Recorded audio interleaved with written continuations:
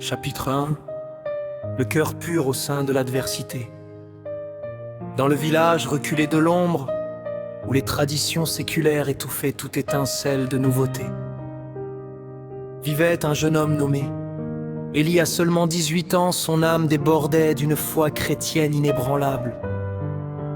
Un contraste frappant avec la méfiance et la superstition qui régnait en maître. Élie aimait la vie, et par-dessus tout, il aimait son Créateur, cherchant à vivre selon les préceptes de l'amour et du pardon.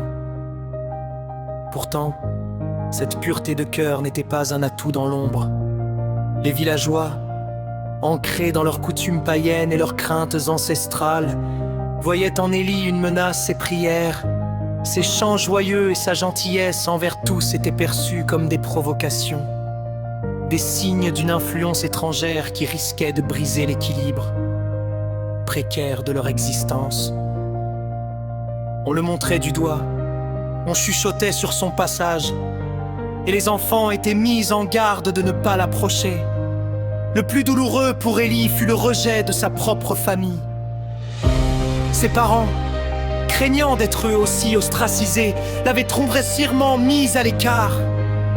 Les repas se déroulaient dans un silence pesant, les regards fuyants remplaçaient les marques d'affection. Et les portes de la maison se fermaient un peu plus chaque jour sur son cœur. Tu apportes la honte sur notre nom, lui avait un jour lancé son père, le regard durci par la peur.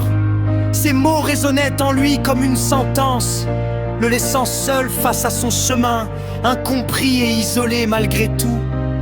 Élie persistait dans sa foi, trouvant réconfort dans la lecture de la Bible et l'accoudeur patient de la nature. Chaque lever de soleil était pour lui un nouveau signe de l'amour divin. Chaque murmure du vent une mélodie apaisante.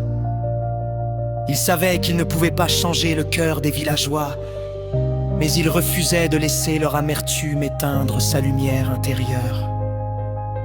La solitude devint son refuge, et la nature son seul corps vidant. Il passait des heures à arpenter les sentiers tortueux, à observer les oiseaux et à méditer au bord du petit ruisseau qui serpentait à travers les bois. C'est là qu'une idée, d'abord timide, commença à germer dans son esprit, l'idée de partir. Il ne pouvait plus supporter l'hostilité constante, le poids des regards des approbateurs et le silence assourdissant de sa propre famille.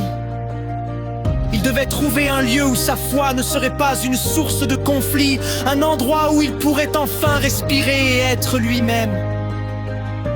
La décision fut difficile, lourde de tristesse, mais inévitable. Il rassembla ses quelques affaires, une Bible usée, quelques vêtements et une besace contenant le peu de nourriture qu'il avait pu se procurer. Une nuit, sous le voile protecteur de l'obscurité étoilée, Élie quitta le village de l'ombre sans un regard en arrière.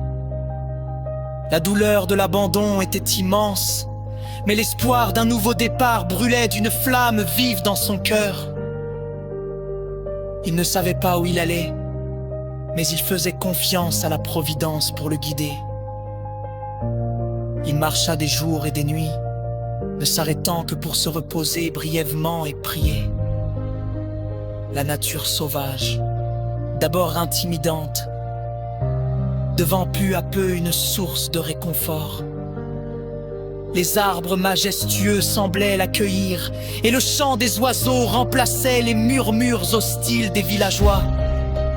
Finalement, ses pas le menèrent vers un lieu paisible, au bord d'une rivière large et tranquille, bordée d'arbres verdoyants.